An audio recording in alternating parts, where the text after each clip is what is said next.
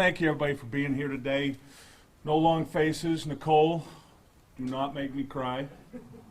You understand me?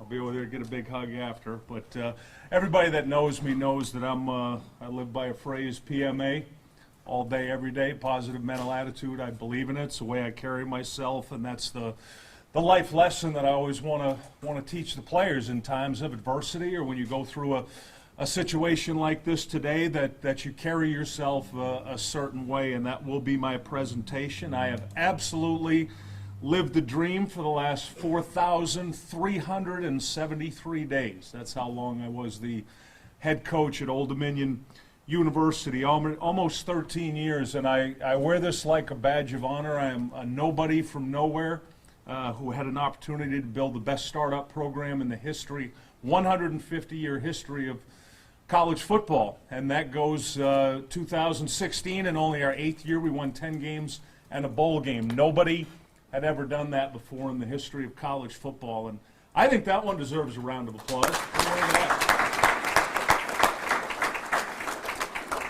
That was pretty special, and the reality of why we're here today, as I told the players, there's I believe this number's right. There's 7.6 billion people in the world. There's only 130 head coaches at FBS football. It's pretty rarefied air, and there's an expectation for when you are an FBS head coach when it comes to wins and losses. In the last 3 years, we've been 5-7, 4-8, and 1-11, and that's not good enough.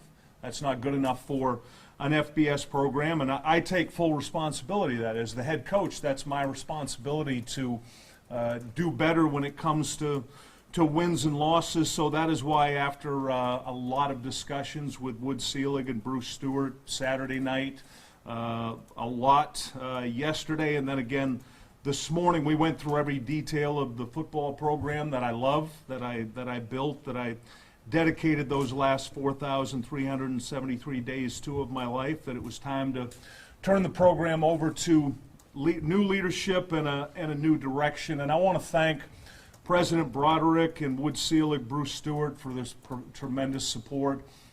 These past 13 years, I felt like I've had incredible support from leadership to the Old Dominion Board of Visitors, particularly one guy named Sonny Stallings that a lot of you might not know was, I believe, the reason that football got off the ground here. He's been tremendously supportive all these years, and having that vision to bring Old Dominion football, or bring football back to Old Dominion.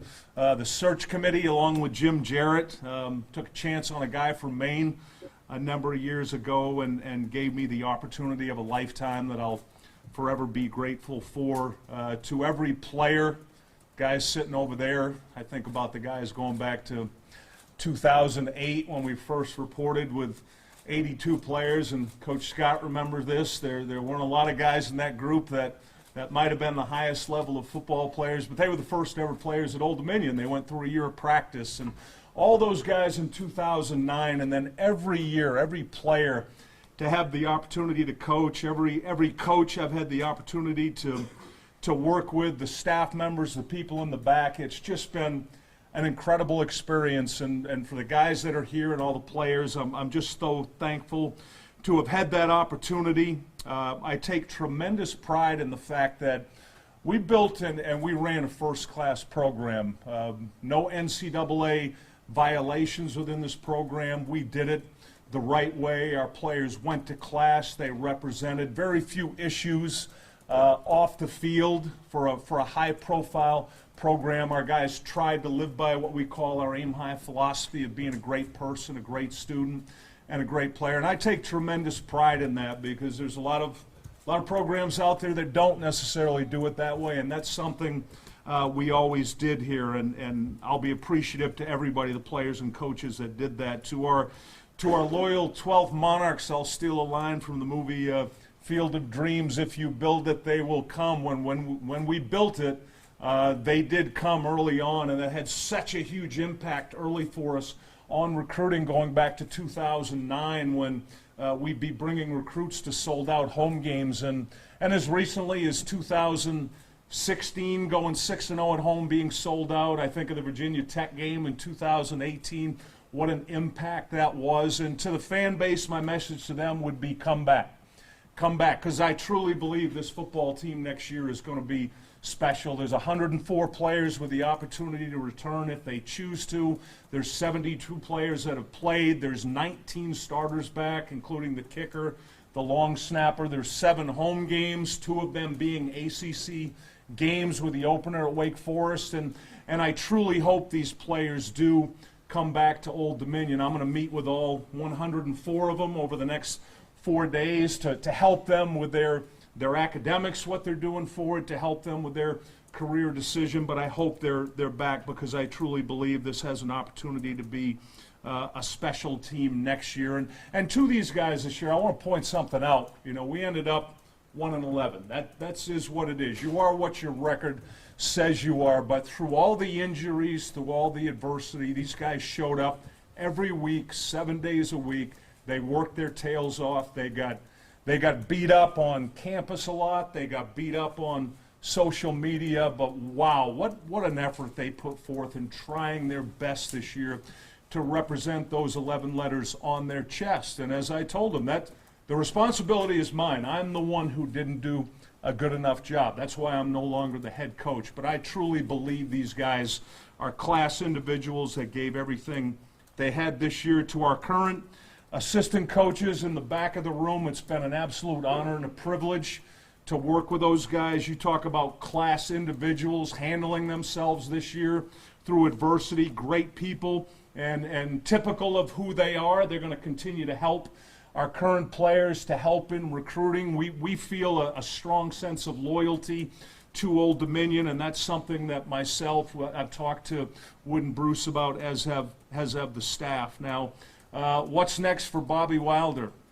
A warm beach would be probably a pretty good idea right about now. But first obligation is to these guys, right over here to the players. I mentioned I'm going to be spending the rest of the week with them. I know that's probably not typical of what happens with a head coach, but it's different for me in that, you know, I built this, got hired to build it. I love those kids, so I want to see it through with them. Second obligation is to the coaching staff, those guys in the back of the room, because they deserve to have a good opportunity moving forward. So do the best I can for them. The third obligation is to President Broderick and Wood and Bruce, to help them in any way that I can with the transition for a new coach and a new staff. Obviously, there's nobody more knowledgeable than I am about the intricacies of the program and every part of the program. So I really want to see it through with the new head coach. I offered that up to Wood. Anything I can do to him, I will do that. And lastly, to the friends in the media, you have been fair.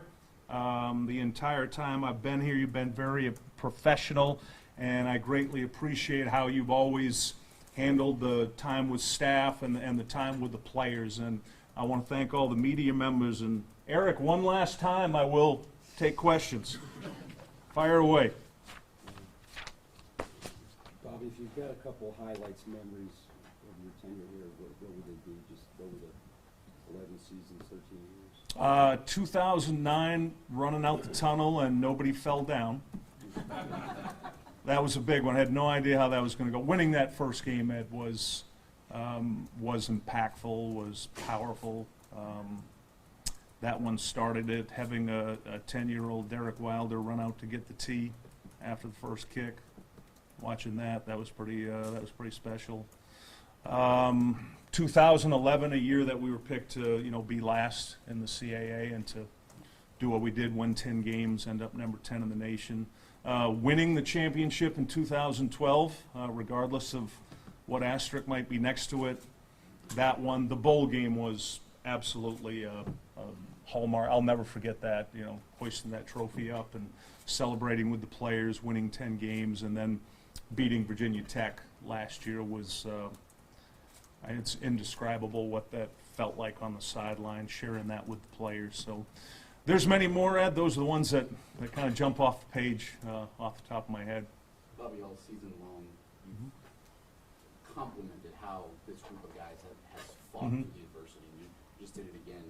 What about yourself? How bad did you fight to keep this job? I gave it everything I had. You know, I put every ounce into it, 24/7, 365. I have absolutely no regrets. If I had thought that I didn't give everything I had, then I would.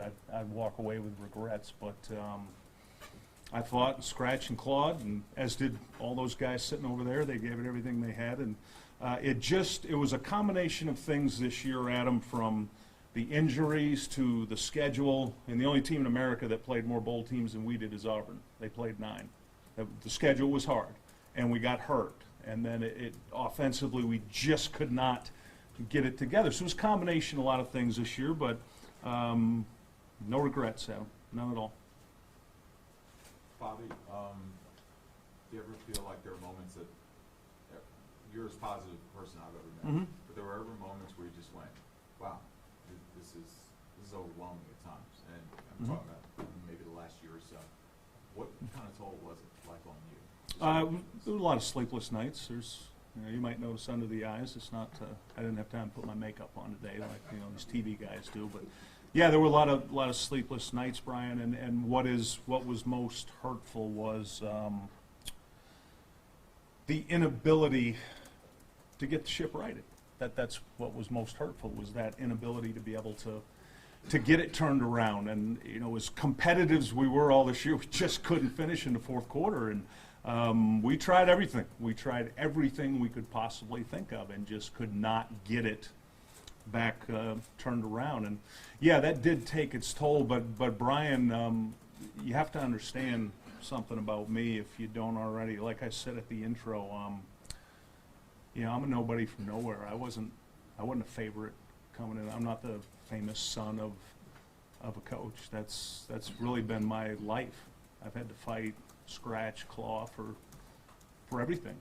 Being a small town guy from a small town, just getting a scholarship, getting out of there, getting an education, getting this job. So I treated every day, the last 4,373, every single day, like I was fighting for my job. And that's how I always approached it. But I always said this, Brian, I'm never going to change my attitude. I'm never going to change who I am, because they're always watching. Coach, no matter where this program goes from here, you're always going to be the first one. How do you hope people, fans, former players remember what you did here? Monarch for life. That's what I want everybody to know. This doesn't change this today. That's what I'll always be. This is a part of me. It's been professionally, it's the greatest honor, privilege I've ever had. Personally, it's Derek and Drew. Professionally, it's this. It's been the honor of my professional career to be the head coach here, and to see it grow, to see what happened. To watch this building go up, to watch that stadium go up, the transition, FCS startup to CAA, FBS independent, Conference USA. It felt like every year we were moving somewhere. It was just, but it was growth. It was always growth. It was always getting better. It was always, the program was growing. I couldn't have imagined in, game 1 we're hosting Chowan, and then last year we're hosting Virginia Tech on national television. It just happened so rapidly. And I just want people to remember that, number 1, I gave everything I had, and number 2, I'll always be a Monarch. Any other questions for Coach? All right, thank you all for coming. I really appreciate it, and thank you.